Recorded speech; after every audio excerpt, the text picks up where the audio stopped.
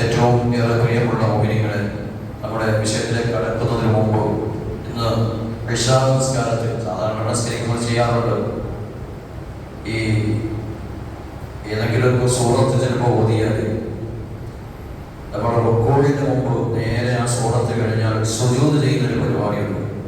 തിലാവത്തിന്റെ സുജൂദ് എന്നാണ് അതിന് പേര് പറയുക. തിലാവത്തിന്റെ ഖുർആൻ ഓതുന്നിടത്ത് എൻ്റെ ഓർമ്മ ശരിയാണെങ്കിൽ 14ഓളം സ്ഥലത്ത്, 14 സ്ഥലമാണ്, 14 സ്ഥലത്ത് സുജൂദ് ചെയ്യൽ സുന്നത്തായ സ്ഥലമുണ്ട്. ഖുർആൻ ഓതിക്കൊണ്ടിരിക്കുന്നവർക്ക്, നിസ്കാരത്തിലാണെങ്കിലും നിസ്കാരത്തിന്റെ പുറത്തായാലും അത് കേൾക്കുന്നവർക്കും, ഞാനിങ്ങനെ ഓതിക്കൊണ്ടിരിക്കുന്ന ഒരാൾ ഒന്നുകൂടി കേട്ടോണ്ട് വരികയാണ്, അയാൾക്കും സുന്നത്തുണ്ട്. ഇങ്ങനെയുള്ളവർക്ക് തിലാവത്തിന്റെ സുജൂദ് സുന്നത്താണ് എന്ന് പറഞ്ഞാൽ ആ ചെയ്യേണ്ട സ്ഥലത്ത് ഖുർആനിൽ പ്രത്യേകം അടയാളപ്പെടുത്തിയിട്ടുണ്ട്. ആ അടയാളം കാണിച്ചിരിക്കുന്നത് ഇവിടെ വരുമ്പോൾ സുജൂദ് ചെയ്യണം. ഉദാഹരണത്തിന് ഇന്ന് നമ്മൾ ഓതിയ സൂറത്ത് സൂറത്ത് അലഖ് ആദ്യമായി ഇറങ്ങിയ സൂറത്താണല്ലോ. ഈ സൂറത്തിന്റെ അലഖ് പൂർണ്ണമാകുമ്പോൾ അത് ഓതിത്തീർന്നു കഴിഞ്ഞാൽ ഫസ്ജുദ് വഖ്തരിബ് എന്നാണ് അതിന്റെ ലാസ്റ്റ്. അത് നിർത്തി കഴിയുമ്പോൾ നിസ്കാരത്തിലാണെങ്കിൽ എന്ത് ചെയ്യണം? ഉടനെ തന്നെ സുജൂദിലേക്ക് പോവുക.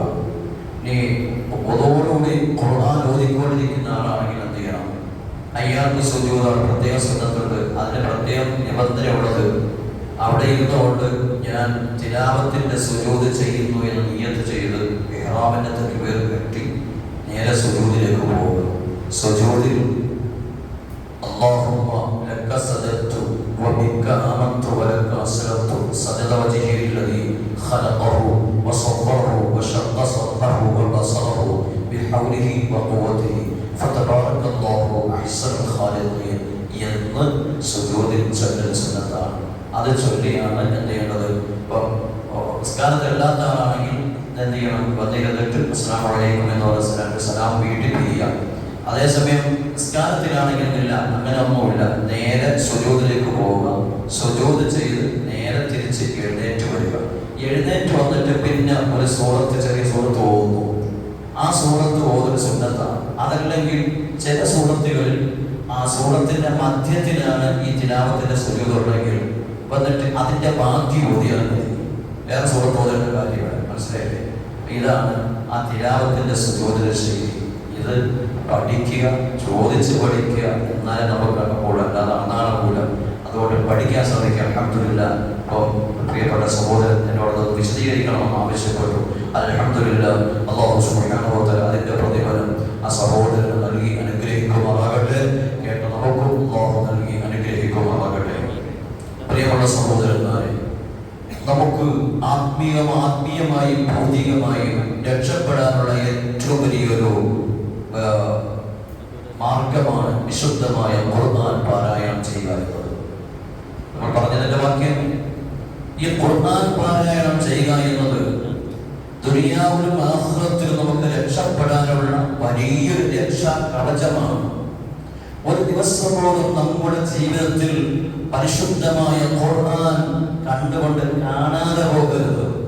നാം ദിനം പ്രതി നമ്മളെ കണ്ടുകൊണ്ട് എന്തെല്ലാം നിഷിദ്ധമായി നാം കാണുന്നുണ്ടോ, അതുപോലെ തന്നെ നമുക്ക് ജീവിതത്തിൽ ഒഴിച്ചുകൂടാൻ പറ്റാത്ത ഒന്നാണ് ദിവസവും നടക്കുന്ന വാർത്തകൾ. ഒന്നിരിക്കൽ ഡയറക്റ്റ് കാണണം, അല്ലെങ്കിൽ വായിക്കണം. ഇത് കൂടാതെ കഴിയാത്ത എത്രയോ ആളുകൾ നമ്മുടെ ജീവിതത്തിൽ കടമയുടെ കൂട്ടത്തിൽ തന്നെ ഉണ്ടോ? അത് കൂടാതെ കഴിയുകയില്ല. പ്രിയമുള്ള മുഅ്മിനീങ്ങളെ, പക്ഷേ വിശുദ്ധ ഖുർആൻ എന്ന നമ്മുടെ ഭൗതികമായും ആത്മീയമായും നമ്മെ ഉയർത്തുന്ന അല്ലാഹു സുബ്ഹാനഹു വ തആല അഷ്റഫുൽ ഖൽഖ് മുഹമ്മദ് റസൂലുള്ളാഹി സ്വല്ലല്ലാഹു അലൈഹി വസല്ലം തങ്ങൾക്ക് മുഅ്ജിസത്തായി അല്ലാഹു നൽകിയ വലിയ മഹത്തായ ഒരു ഗ്രന്ഥമാണ് വിശുദ്ധമായ ഖുർആൻ. ഈ ഖുർആൻ ശരീഫ് നമ്മുടെ കണ്ണിൽ കാണാതെ പോകരുത്. ഒരു ഓടാൻ അറിയുന്നെങ്കിൽ പോലും വിശുദ്ധ ഖുർആനിലേക്ക് നോക്കൽ കൂടിയുള്ളത് പുണ്യകർമ്മമാണ്. പ്രിയമുള്ളവരെ, കേട്ടിരിക്കൽ പുണ്യകർമ്മമാണ്, ഓതൽ പുണ്യകർമ്മമാണ്.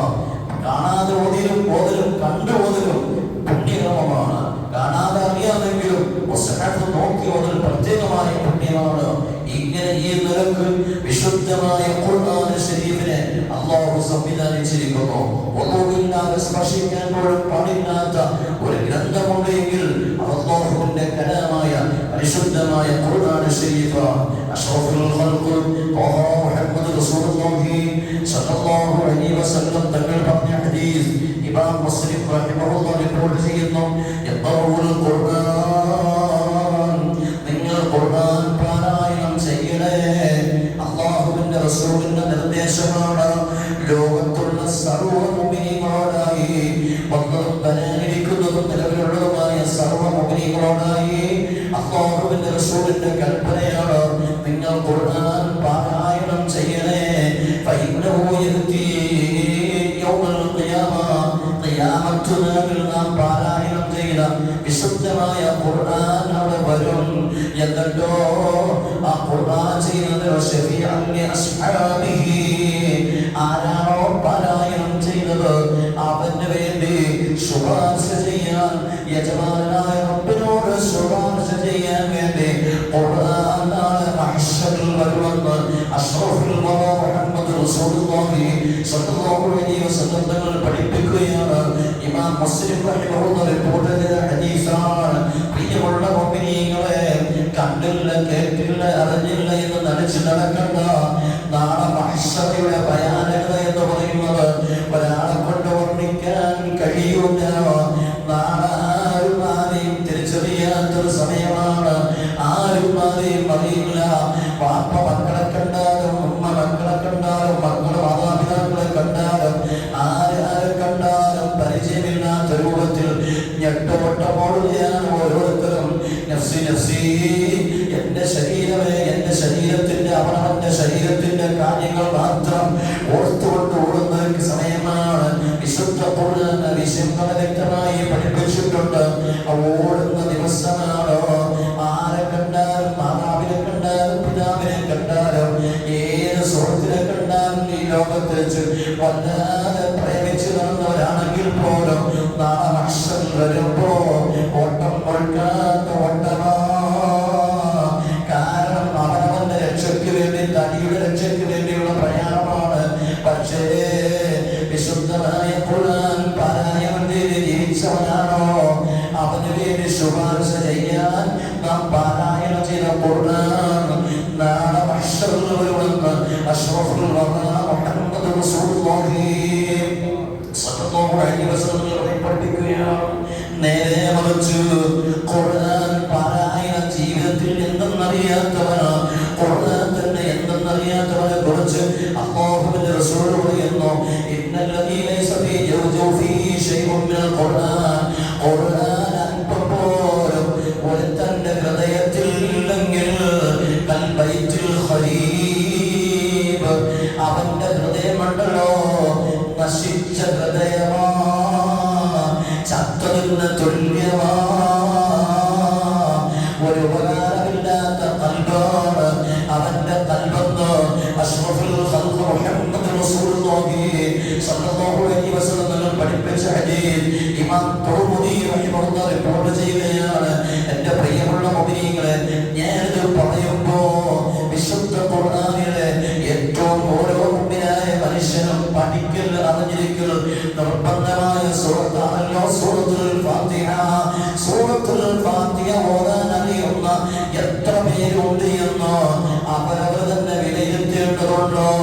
ഓരോരുത്തർ ഫാത്തിഹ ഓതാറുണ്ട്, പക്ഷേ സുബ്ഹാനല്ലാഹ് അവന്റെ നിസ്കാരം എത്ര കണ്ട് സടിയാകുമെന്ന് ചിന്തിക്കേണ്ടിയിരിക്കുന്നു.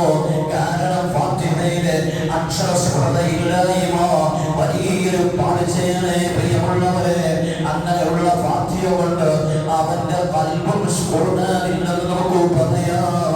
ഖുർആനിൽ അല്പം പോലും അവന്റെ ഹൃദയത്തിലില്ല. സൂറത്തുൽ ഫാത്തിഹ പഠിക്കുന്നത് നിർബന്ധമാണോ? അക്ഷരങ്ങളെ മഖ്റജ് പഠിക്കുന്നത് നിർബന്ധമാണോ? ഖുർആനിൽ ഫാത്തിഹയിലെ അക്ഷരങ്ങൾ മാറ്റിമറിച്ചാൽ ആശയ വ്യതിയാനം സംഭവിക്കുമ്പോ ഫാത്തിഹ ശരിയാകാതെ വരുമ്പോ നിസ്കാരവും ശരിയാവുന്നില്ല. പറഞ്ഞുകൊണ്ട് വരുന്നത് ഫാത്തിഹയെങ്കിലും ജീവിതത്തിൽ നന്നായി ഒന്ന് ഓതാനും പഠിക്കാനും വേണ്ടി തയ്യാറാകണമെന്ന് വിനയ പുരസ്സരം സാന്ദർഭികമായി വളർത്തുകയാണോ? എന്റെ പ്രിയമുള്ള മുഅ്മിനീങ്ങളെ, വിശുദ്ധ ഖുർആൻ പാരായണം റമദാൻ കൊണ്ട് അവസാനിപ്പിക്കാനുള്ളതല്ല. ജീവിതത്തിന്റെ സർവ്വ സമയങ്ങളിലും പാരായണം ചെയ്യുന്ന ഒന്നാണ് വിശുദ്ധ ഖുർആൻ. വിശുദ്ധ ഖുർആൻ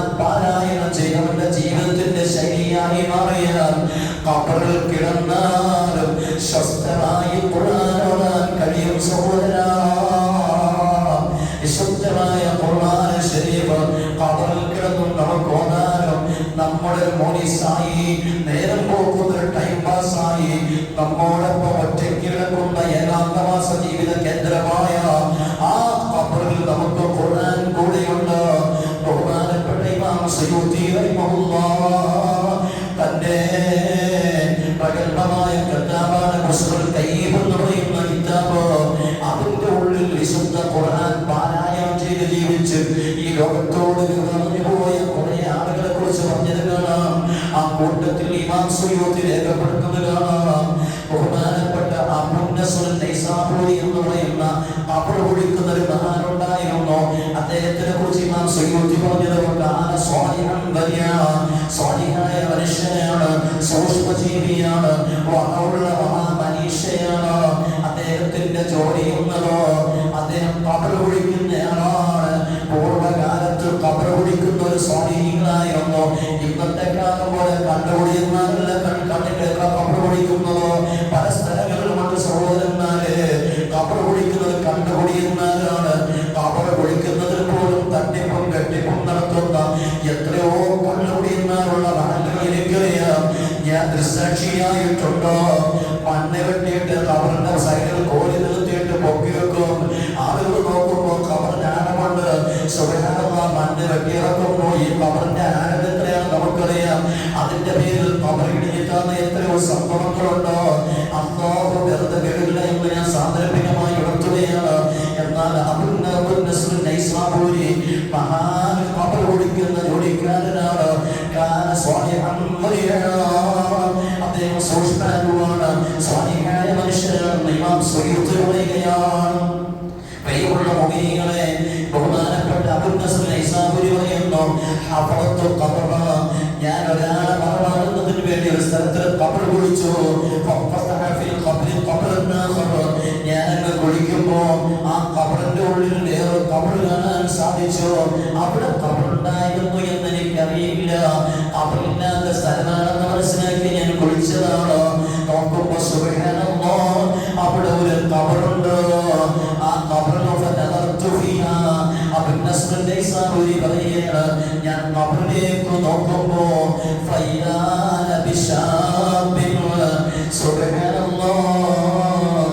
ഖബറിന്റെ ഉള്ളിലേക്ക് ഞാൻ നോക്കുമ്പോ ഒരു യുവാവിനെ ഖബറിന്റെ ഉള്ളിലേക്ക് കാണാൻ കഴിഞ്ഞു. കിടന്നുറങ്ങുകയല്ല. ആ മനുഷ്യനെ കുറിച്ച് ഇമാം അബൂ നസ്ർ നൈസാബൂരി പറയുകയാണ്, നല്ല വസ്ത്രം ധരിച്ചിട്ടുണ്ട്. മനുഷ്യനായി ജീവിച്ചാൽ മലക്കുകളെക്കാൾ സ്ഥാനമുണ്ടോ. അവനായാലും നല്ലതുപോലെ ജീവിക്കാൻ കഴിയും. നല്ല വസ്ത്രം ധരിച്ചിട്ടുണ്ടോ. നല്ല പ്രസന്നതയുള്ള മുഖമാണ്. സുഖനായ ഒരു ചെറുപ്പക്കാരനാണ്. പ്രകാശപൂരിതമായ മുഖത്തിന്റെ ഉടമയാണ്. ആ ഖബറിന്റെ ഉള്ളിൽ നിന്ന് നല്ല പരിമളം അടിച്ചു വീശുകയാണ്. വല്ലാത്ത സുഗന്ധമാണ്. ഖബറിന്റെ ഉള്ളിൽ സംഭവം പടഞ്ഞിരിക്കുകയാണ്. സുബ്ഹാനല്ലാഹ്, നോക്കുമ്പോൾ ഈ മനുഷ്യൻ പറയാണ്, അബൂ നസ്ർ നൈസാബൂരി പറയാണ്, ഞാൻ നോക്കുമ്പോ وفي حجره كتاب مكتوب بخط أحسن ما رأيت بالخطوط. ഞാൻ എൻ്റെ ജീവിതത്തിൽ ഇത്ര സൗന്ദര്യമായ ഒരു ലിപി ഞാൻ കണ്ടിട്ടില്ല. ഖുർആനികമായ ലിപിയാണ്. വിശുദ്ധ ഖുർആൻ മടിത്തട്ടിലുണ്ട്. ഞാൻ എൻ്റെ ജീവിതത്തിൽ കണ്ടിട്ടില്ലാത്ത തരത്തിലുള്ള സൗന്ദര്യമേറിയ ലിപിയാണ്. ആ ഒരു മുസ്ഹഫാണ് ഈ യുവാവിന്റെ മടിയിലിരിക്കുന്നത്. ആ മനുഷ്യൻ ഇങ്ങനെ പാരായണം ചെയ്തുകൊണ്ടിരിക്കുകയാണ്. അങ്ങനെ എന്റെ മുഖത്തേക്ക് അദ്ദേഹം ഒന്ന് നോക്കിയിട്ട് ചോദിക്കുന്നു, ഖിയാമത്ത് നാളായോ? അബൂ നസ്ർ നൈസാബൂരിയോട് ചോദിക്കുകയാണോ, ഖിയാമത്ത് നാളായോ? അദ്ദേഹം പറഞ്ഞില്ല, ഖിയാമത്ത് നാളായില്ല. ഇതെന്ന് പറഞ്ഞപ്പോൾ ആ യുവാവ് അദ്ദേഹത്തോട് പറയാണ്, എന്താ നിങ്ങൾ പഠനം മണ്ണിട്ട് മൂടിപ്പോയിക്കോ എന്ന മുന്നസ്റുൻ നൈസാബൂരിയോട് ഖബറിലുള്ള ചെറുപ്പക്കാരൻ പറയുകയാണ്. എന്റെ ശബ്ദം ശ്രവിക്കുന്ന ചെറുപ്പക്കാരാ, നമ്മുടെ കണ്ടുകൊണ്ട് ദിനംപ്രതി എത്ര ഹറാമുകളാണ് കാണുന്നതോ, എത്രയാണോ കേൾക്കുന്നതോ. ദിവസമാനായപ്പോഴും ഞാൻ നിലകൊള്ളുന്നത് റമദാനാണെന്ന ബോധബോധമില്ലാതെ വാക്കും പ്രവൃത്തിയും മോശമാ. ദുനിയാവിന് വേണ്ടിയുള്ള കടിപിടിയാണ്, ദുനിയാവിന്റെ സമ്പത്തിന്റെ വേണ്ടി കടിപിടി കൂടുകയാണ്. വായിൽ വരുന്നത് എന്താണെന്നറിയാതെ സംസാരിക്കുന്നവര് സൂക്ഷിക്കണേ. പറ്റുമെങ്കിൽ കഴിയുന്നത്ര വിശുദ്ധ ഖുർആൻ പാരായണം ചെയ്യാനുള്ള ഒരു മാനസികമായ അവസ്ഥ ഉണ്ടാക്കിയെടുക്കണമെന്നോ. എന്റെ ശബ്ദം ശ്രവിക്കുന്ന വീട്ടിലിരുന്നുകൊണ്ട് കേൾക്കുന്ന എന്റെ പ്രിയപ്പെട്ട ഉമ്മമാരെ, സഹോദരിമാരെ, നിങ്ങളും പാരായണം ചെയ്യലേ ഖുർആൻ.